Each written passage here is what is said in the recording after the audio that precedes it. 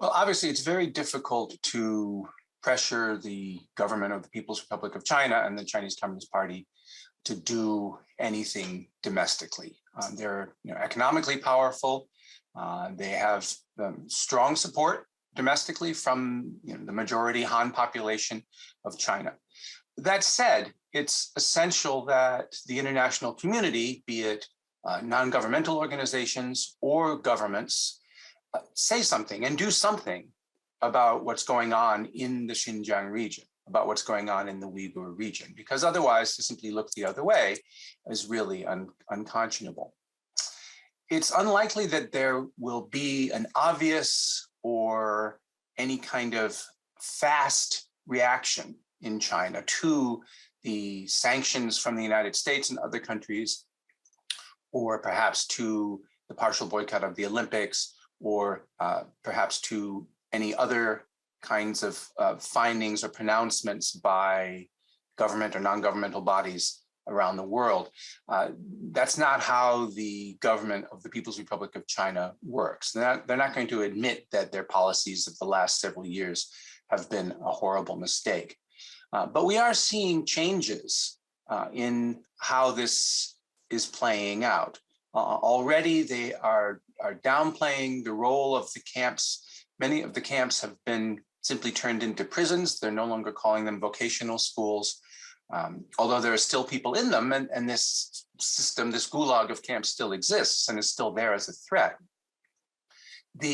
What we've seen over the last couple of years of the moving of people out of internment camps and into factories, either adjacent to the camps or elsewhere in Xinjiang or elsewhere in China, that's really part of a playing out of this. And I think it's possible to see that as a partial reaction to the international opprobrium which these policies have brought down on China.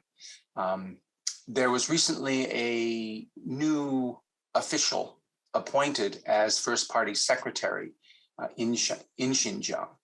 And the former party secretary who had implemented all these policies has moved on. Now, this does not signal a change in the policies, and it doesn't signal a reversal of them, but it does signal a change of tone and a new emphasis about what the goals for the Xinjiang region are. Well, we have seen some punishment. There are sanctions on products coming from Xinjiang, in particular cotton, tomatoes, polysilicon. The textile industry in China is very dependent upon cotton and also cotton thread and some manufactured products from Xinjiang.